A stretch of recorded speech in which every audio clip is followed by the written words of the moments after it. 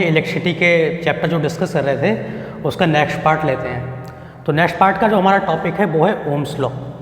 तो Ohm's law में हमें पढ़ना है कि किस तरह से इस लॉ को बनाया गया था। तो ये जो ओम्स लॉ हमारे पास टॉपिक है ये एक्सपेरिमेंटल लॉ है। तो एक्सपेरिमेंटल लॉ है तो इसको हम देखते हैं कि इसका एक्सपेरिमेंट कैसे किया जाता है और किस एपरेटस से किया जाता है। तो ओम्स लॉ को समझने से पहले हमें इसका एक्सपेरिमेंट समझना है कि इसको कैसे वेरीफाई किया जाता है। तो ये जो मैंने सर्किट डायग्राम यहाँ पे बना रखा है ये एक्सपेरिमेंटल सेटअप है। एक्सपेरिमेंटल सेटअप में क्या करते हैं, हम एक लेते हैं बैटरी, बैटरी के साथ ही लगाते हैं स्विच और स्विच के लगाते हैं हम आगे रियोस्टेट। तो इस रियोस्टेट का मीनिंग होता है ये एक वेरिएबल रेजिस्टेंस होता है, मतलब हम इसमें अपने अकॉर्डिंग रेजिस्टेंस को चेंज कर सकते हैं कि हमें 10 ओम लेना है, 30 का लेना है, 40 का लेना है। तो उसके अकॉर्डिंग हम यहाँ पे इसको क्या करते हैं, चेंज कर सकते हैं। इसके आगे यहाँ पे एक हमने कंडक्टर लिया है। कंडक्टर आप कोई रेजिस्टेंस यूज़ कर सकते हैं या कोई पीस ऑफ वायर भी यूज़ कर सकते हैं। इसी कंडक्टर के अक्रॉस हम लगाते हैं वोल्ट मीटर।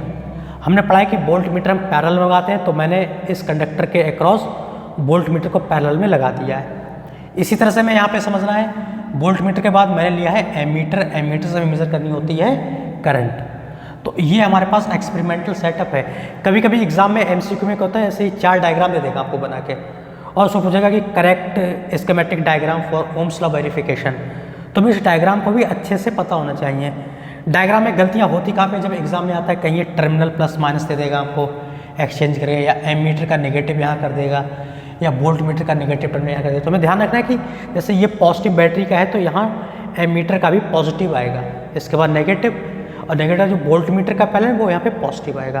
तो इस तरह से टर्मिनल ध्यान रखें। दूसरी बात हमें ध्यान रखनी है कि यहाँ पे डायग्राम में जैसे एमीटर है, एमीटर को वो यहाँ वोल्ट मीटर की जगह कर देगा और वोल्ट मीटर की जगह एमीटर पे कर देगा। तो ये चीज़ें हमें यहाँ पे ध्यान रखनी है डायग्राम में। आप देखते हैं कि ओम्स लॉ को कैसे वेरीफाई करते हैं। तो ओम्स लॉ में क्या होता है, सबसे पहले हम देखते हैं कि जैसे ही हम इस स्विच को क्लोज करते हैं तो एक्सपेरिमेंटली ये चीज़ देखी गई कि जैसे जैसे हम लोग पोटेंशियल को बढ़ाते हैं, मान लीजिए कि पहले आपने V की वैल्यू यहाँ पे ले ली 0.4, जैसे कि मैंने यहाँ पे ग्राफ पे बनाया है। तो मान लीजिए करंट यहाँ पे बहुत ही कम आ रही थी 0.1 मिली एम्पियर।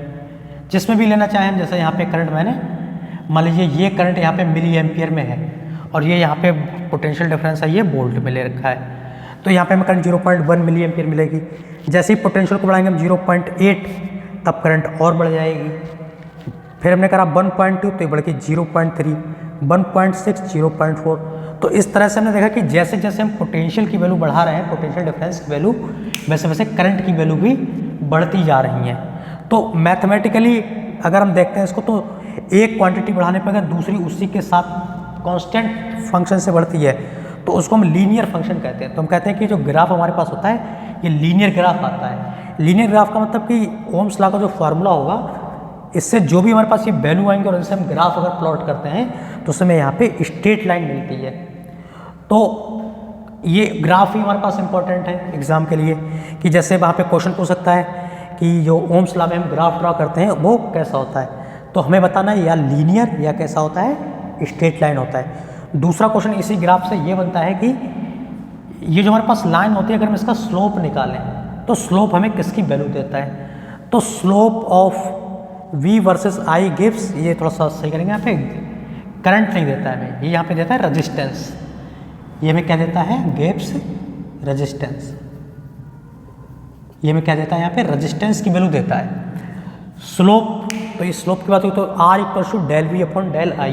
जैसे ग्राफ है, हमें कोई भी वैल्यू निकालनी होती है तो हम यहाँ पे कहते हैं चेंज इन पोटेंशियल डिफरेंस निकालते हैं कि मान लीजिए एक वैल्यू हमने पोटेंशियल की ये ले ली और एक वैल्यू को यहाँ पे ले लेंगे, इसी के करस्पॉन्डिंग हम करंट लेते हैं यहाँ पे, जैसे 0.3 और यहाँ पे 0.4। तो चेंज इन पोटेंशियल निकाल लेंगे और चेंज इन करंट निकालते हैं, उससे हमारे पास रेजिस्टेंस की वैल्यू निकल आती है। तो इस तरह से हम एक्सपेरिमेंटली ओम्स लॉ को करते हैं। एक बार फिर समझते हैं कि ओम्स लॉ जो हमारे पास है ये एक्सपेरिमेंटली लॉ है। एक्सपेरिमेंटल लॉ है तो इसको एक्सपेरिमेंट से कैसे करते हैं, ये इसका यहाँ पे डायग्राम दे रखा है। ये बैटरी, ये स्विच, ये रियोस्टेट, ये रेजिस्टेंस, इस रेजिस्टेंस के साथ यहाँ पे हम लगा रखा है वोल्ट मीटर पैरेलल में, एमीटर लगा रखा है सीरीज में। क्या करते हैं, जैसे ही हम यहाँ पे पोटेंशियल अप्लाई करते हैं बैटरी का, मान लीजिए बैटरी V है, इसका पोटेंशियल मान लीजिए V है, तो जैसे हम पोटेंशियल की वैल्यू बढ़ाते हैं वैसे वैसे, जैसे यहाँ पे देखिए 0.4 0.8 पोटेंशियल की वैल्यू बढ़ रही है, वैसे यहाँ पे करंट की वैल्यू बढ़ रही है। तो ग्राफ में हम देखते हैं कि ये ग्राफ हमारे पास जब इससे बनाते हैं, प्लॉट करते हैं सारी वैल्यूज, तो इसका नेचर जो होता है वो लीनियर आता है निकल के। लीनियर का मीनिंग होता है स्ट्रेट लाइन बन के आता है ग्राफ, स्ट्रेट लाइन ग्राफ को। तो ऑप्शन में जैसा भी हो कि लीनियर है तो आप लीनियर को टिक, अगर वहाँ पे स्ट्रेट लाइन लिखा है तो वहाँ पे स्ट्रेट लाइन को टिक करेंगे। दूसरी बात यहाँ पे पढ़ते हैं कि इस ग्राफ का जो हमारे पास स्लोप होता है, वो स्लोप हमें बताता है V और I का जो स्लोप होता है वो हमें रेजिस्टेंस की वैल्यू बताता है। अच्छा, कभी भी ग्राफ को अगर वहाँ पे दे MCQs में क्वेश्चन दे या किसी तरह से, तो हमें एक बात ध्यान रखनी कि बाई एक्सिस पे पोटेंशियल डिफरेंस होना चाहिए और एक्स एक्सिस पे करंट होना चाहिए, तभी इसका स्लोप हमें रेजिस्टेंस बताएगा। क्योंकि कभी कभी होता क्या है, MCQ में आया वहाँ पे कि the graph of potential and current is gives, तो हमें रेजिस्टेंस निकालना है। कभी कभी जैसे ग्राफ अगर आता है तो ग्राफ में वो करंट इधर कर देते हैं, मान लीजिए इस तरह से दे रखा है कि करंट की वैल्यू उन्होंने यहाँ प्लॉट की और पोटेंशियल की वैल्यू यहाँ पे ड्रॉप की, तब जो I और B का स्लोप होगा, I और V का slope of I and V, तो ये हमें रेजिस्टेंस की वैल्यू नहीं देगा, ये हमें वैल्यू देगा जैसे हम फॉर्मूले से निकालना चाहें। हमारे पास फॉर्मूला होता है V = IR और हमें I/V स्लोप I/V चाहिए, तो R को इधर लाना पड़ेगा, तो 1/R हो जाएगा, ये हो जाएगा I/V। तो I और V का स्लोप हमें देखिए रेजिस्टेंस नहीं दे रहा, ये रेसिप्रोकल ऑफ रेजिस्टेंस दे रहा है। ठीक है, इसको हम आगे पढ़ेंगे कि रेसिप्रोकल ऑफ रेजिस्टेंस को क्या कहते हैं। तो ये हमारा एक्सपेरिमेंट हो गया। यहाँ पे क्या ध्यान रखना है हमें कि ओम्स लॉ में जैसे जैसे हम पोटेंशियल की वैल्यू बढ़ाते हैं वैसे वैसे करंट बढ़ती है। करंट बढ़ने से क्या होता है, करंट वहाँ पे लीनियरली इंक्रीज होती है, तो जो हमारा ग्राफ आता है वो स्ट्रेट लाइन ग्राफ आता है। जो ग्राफ का स्लोप होता है वो हमें रेजिस्टेंस की वैल्यू होता है। ग्राफ में हमेशा ध्यान रखें बाई एक्सिस पे पोटेंशियल होगा और एक्स एक्सिस पे करंट होगा, तभी वो रेजिस्टेंस की वैल्यू देगा। ठीक है, अगर I को उन्होंने इंटरचेंज कर दिया, I लिया बाई एक्सिस पे और पोटेंशियल लिया यहाँ पे एक्स एक्सिस पे, तो वो 1/R देगा, हमें रेसिप्रोकल ऑफ रेजिस्टेंस देता है। तो बड़ी केयरफुली इस ग्राफ को हमें देखना है। ठीक है, तो ये हमारा एक्सपेरिमेंटल प्रोसीजर हो गया इसका। इसके बाद देखते हैं इसका थ्योरेटिकल क्या डेफिनेशंस है, कैसे फॉर्मूले बनते हैं, कौन कौन से क्वेश्चन सॉल्व पे बनते हैं। तो देखते हैं ओम्स लॉ। तो यहाँ पे मैंने लिखा है कि एट कांस्टेंट फिजिकल कंडीशन, ये फिजिकल कंडीशंस बहुत इंपॉर्टेंट है यहाँ पे, कि ओम्स लॉ हमारा तभी लॉ मतलब वैलिड होगा जब फिजिकल कंडीशंस मतलब कि कंडक्टर की क्या रहे, कांस्टेंट रहें। फिजिकल कांस्टेंट कंडीशंस का मीनिंग यहाँ पे हम समझते हैं, जैसे मान लीजिए ये कोई कंडक्टर है हमने जिसका रेजिस्टेंस R है, चलिए रेजिस्टेंस नहीं, कंडक्टर कोई भी ड्रॉ करते हैं यहाँ पे, जैसे कोई कंडक्टर है हमारे पास और इसका रेजिस्टेंस है R, तो ये जो यहाँ पे एरिया होता है इसको हम क्रॉस सेक्शन एरिया कहते हैं। जैसे मान लीजिए वायर है, इसको हम क्या कहते हैं, क्रॉस सेक्शन एरिया, इसको लगता है CROSS क्रॉस सेक्शन एरिया। और ये किसी कंडक्टर की होगी यहाँ पे लेंथ, और ये किसी मटेरियल का बना हुआ होगा, मान लीजिए कॉपर का है, एल्युमिनियम का है, तो उसको हम लोग रेजिस्टिविटी कहते हैं। अभी आगे हम पढ़ेंगे कि रेजिस्टिविटी क्या होती है। तो और इस कंडक्टर का कुछ ना कुछ मान लीजिए टेम्परेचर भी होगा। तो अगर एरिया, लेंथ, टेम्परेचर और रेजिस्टिविटी ये किसी कंडक्टर की चेंज नहीं होती हैं, उस कंडीशन में ये हमारा ओम्स लॉ वेरीफाई होता है। फिर पढ़ते हैं एक बार कि अगर किसी भी कंडक्टर का एरिया ऑफ क्रॉस सेक्शन, उसकी लेंथ, वहाँ का टेम्परेचर कंडक्टर का और उसकी रेजिस्टिविटी, अगर ये चारों फैक्टर्स चेंज नहीं होते हैं तभी हम कहेंगे कि ओम्स लॉ हमारे पास वैलिड है, और इन्हीं को हम कह देते हैं फिजिकल कंडीशंस। तो पढ़ते हैं डेफिनेशंस को कि at constant physical condition the current flowing through a conductor directly proportional to potential difference across the end of conductor, कि यहाँ से फ्लो होने वाली जो भी करंट है हमारी इस कंडक्टर पे, वो डिपेंड करती है कि आपने इस कंडक्टर पे कितना पोटेंशियल डिफरेंस अप्लाई करा है। मान लीजिए यहीं पे मैं एक छोटा सा डायग्राम बनाता हूँ, ये मान लीजिए बैटरी लगी हुई है, ये स्विच लगा हुआ है यहाँ पे, और ये हमने बना दिया इसका डायग्राम, ये प्लस ये है माइनस। यहाँ पे जैसे आप स्विच क्लोज करेंगे तो यहाँ से करंट फ्लो करने लगेगी, और इसका रेजिस्टेंस R है, ये पोटेंशियल V। तो यही होता है कि जैसे ही आप स्विच करोगे तो V यहाँ पे जो करंट है, जैसे जैसे आप यहाँ पे पोटेंशियल को बढ़ाते रहेंगे वैसे वैसे यहाँ पे करंट भी बढ़ती रहेगी। तो ये हमने मैथमेटिकली इसका लिख दिया है कि करंट को बढ़ाने पे वोल्टेज को बढ़ाने पे करंट हमारी बढ़ेगी। तो इसको प्रोपोर्शन होता है ये, तो इसको हम इस तरह से भी ले सकते हैं कि V जो हमारे पास डायरेक्टली प्रोपोर्शनल I, और जैसे ही प्रोपोर्शनलिटी का साइन हटाते हैं तो यहाँ पे इक्वल टू का साइन आता है और यहाँ एक कांस्टेंट आता है जिसको हम कहते हैं R। फिर समझते हैं कि पोटेंशियल जो करंट हमारे पास होती है पोटेंशियल के डायरेक्टली प्रोपोर्शनल है, मतलब पोटेंशियल बढ़ने पर करंट भी बढ़ती रहेगी। तो प्रोपोर्शन है तो प्रोपोर्शन को हम लिखते हैं V directly proportional I, proportionality का साइन हटाते हैं तो यहाँ पे एक कांस्टेंट आता है जिसको हम कहते हैं R। और ये R क्या होता है, ये एक कांस्टेंट क्वांटिटी होती है। कांस्टेंट क्वांटिटी मतलब कंडक्टर की प्रॉपर्टी है ये कांस्टेंट, कि इसकी वैल्यू कितनी होगी वो हमारी कंडक्टर पे डिपेंड करेगी। ठीक है, इसके बाद देखते हैं कि R की जो हमारे पास वैल्यू होती है, R is a independent on V और I, कि जो R की वैल्यू होती है V और I पे डिपेंड नहीं करती है। तो ये एक बहुत ही इंपॉर्टेंट पॉइंट है, इससे आता है हमारे पास कंसेप्चुअल क्वेश्चन पेपर में, उसको हम समझते हैं। कि जैसे मैंने यहाँ पे फॉर्मूला लिखा R equal to V upon I, यहाँ ये R क्या लिखा हुआ है, कांस्टेंट लिखा हुआ है, ये V और ये I है। तो मैंने जो यहाँ पे पॉइंट लिखा है वो लिखा है R is independent on V और I, कि चाहे हम पोटेंशियल को चेंज करें और चाहे हम करंट को चेंज करें, इस वैल्यू पे कोई भी चेंज नहीं आएगा। जैसे मान लीजिए हम कोई भी मान लीजिए फैन है या बल्ब है, मान लीजिए बल्ब है, जैसे अपने घर में बल्ब लगाते हैं, मान लीजिए ये आपने एक बैटरी से कर दिया है कनेक्ट, तो बल्ब को जो हम बैटरी से कनेक्ट करते हैं तो बल्ब का रेजिस्टेंस मान लीजिए यहाँ पे कि ये 100 ओम का बल्ब है, ये वोल्टेज V है और ये है क्या है I। तो हम क्या देखते हैं कि बल्ब है उस पर लिखा हुआ है कि 220 वोल्ट का बल्ब है ये, और ये 5 एम्पियर के लगभग करंट है, उसका रेजिस्टेंस 100 ओम है। अब चाहे हम, होता क्या है घर पे, चाहे वोल्टेज 220 वोल्ट है, चाहे 230 वोल्ट है, चाहे 150 वोल्ट है, तो उससे हमारी करंट तो वेरी करती है, लेकिन कभी भी ये जैसे बल्ब पे 100 ओम लिखा हुआ है, इसका रेजिस्टेंस कभी चेंज नहीं होता है। तो इसी से हम ये समझते हैं कि चाहे V चेंज हो चाहे I चेंज हो, कभी भी R चेंज नहीं होता है। तो इसी से कंसेप्चुअल क्वेश्चन पेपर में आता है, कैसे आता है कि if the value of potential difference is double then what is value of resistance change, कि what will be its resistance. तो हमें बताना है कि भाई V R जो है वो V पे डिपेंड करता ही नहीं है ना I पे डिपेंड करता है। तो V को चाहे आप कितना भी चेंज करो, 220 वोल्ट 200 वोल्ट, R चेंज नहीं होना। तो उस केस में हमारा जो R होगा वो कैसा रहेगा, रिमेन अनचेंज, कि इसकी वैल्यू हमारे पास कैसी रहेगी, अनचेंज रहेगी। तो ये बहुत ही इंपॉर्टेंट पॉइंट है। R के किस पे डिपेंड करता है वो हम आगे पढ़ेंगे। तो यहाँ पे ये फॉर्मूला लिखा हमने R equals to V upon I। तो ओम्स लॉ से जो R equal to V upon I, इससे हम रेजिस्टेंस की डेफिनेशन भी लिख लेते हैं। तो क्या लिखते हैं इसमें कि the ratio of potential difference to current is called resistance. तो इस तरह से हमें ये ओम्स लॉ को पढ़ना है। एक्सपेरिमेंटली जरूर पढ़ें, क्योंकि यहाँ से भी क्वेश्चंस बनते हैं। होता क्या बुक्स में मोस्टली थ्योरीज पढ़ लेते हैं, कभी कभी क्वेश्चंस यहाँ से भी आ जाते हैं, तो क्वेश्चंस छूट जाते हैं। तो हमें कोई चीज़ छोड़नी नहीं है, सारी चीज़ें बहुत ध्यान से पढ़नी है।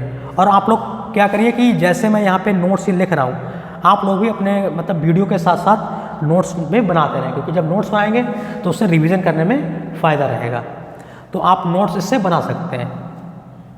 तो इसको मैं थोड़ा सा इरेज करता हूँ।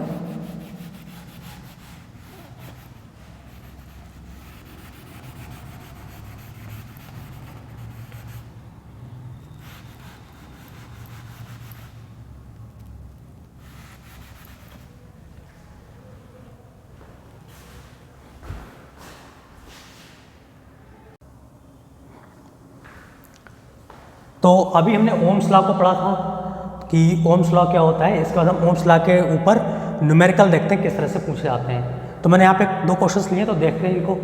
इसमें था potential difference between the terminal of electric heater is 60 volt. कि एक इलेक्ट्रिक हीटर है, उसका हमें पोटेंशियल डिफरेंस दे रखा है, यानी कि V equal to 60 volt given है। और ये कह रहे हैं when it draw a current of 4 ampere, कि इसमें जो करंट फ्लो हो रही है वो कितनी फ्लो हो रही है, 4 एम्पियर फ्लो हो रही है फ्रॉम द सोर्स। सोर्स का जो भी हम पोटेंशियल का सोर्स लगाते हैं उससे ये 4 एम्पियर की करंट को फ्लो कर रहा है। What current will the heater draw if potential difference is increase to 120 volt. अब यहाँ पे जो क्वेश्चन है वो थोड़ा सा घुमा दिया गया है। यहाँ पे ये कह रहा है कि अगर हम पोटेंशियल डिफरेंस को 60 की जगह अगर हम 120 वोल्ट कर दें, थोड़ा सा कंसेप्चुअली क्वेश्चन बना दिया है कि अगर हम 120 वोल्ट कर दें तो हमें करंट की वैल्यू कितनी होगी। तो हमने ओम्स लॉ की थ्योरी में ये पढ़ा है कि कोई भी डिवाइस होता है उससे हम पोटेंशियल को या करंट को कितना भी चेंज कर लें, कभी भी आर की वैल्यू चेंज नहीं होती है। और अगर हम आई निकालना चाहते हैं तो ओम्स लॉ से हमारे पास आई का फॉर्मूला क्या आएगा, I equal to V upon R. हमें पोटेंशियल तो पता है 120 वोल्ट, लेकिन इसका रेजिस्टेंस नहीं पता है कि हम आई की वैल्यू पता कर पाएँ कि इस पोटेंशियल पे आई की वैल्यू क्या होगी। तो हमने पढ़ा कि आर कभी भी चेंज नहीं होता है, कि पोटेंशियल और करंट की वैल्यू कुछ भी हो। तो उसके लिए मैं एक हिंट यहाँ पे दे रखा है कि पहले पोटेंशियल ये था और आई ये था, तो यहाँ से हम रेजिस्टेंस की वैल्यू निकालेंगे। तो R equals to V upon I formula ले सकते हैं हम। तो यहाँ से वी हो जाएगा 60 और आई हो जाएगा यहाँ पे 4। अगर इसको हम डिवाइड करें तो यह जाएगा 15 और रेजिस्टेंस की ऐसा होती है ओम होती है। अभी आप समझ लें कि इसकी ऐसा यूनिट ओम होती है, ओम का साइन होता है।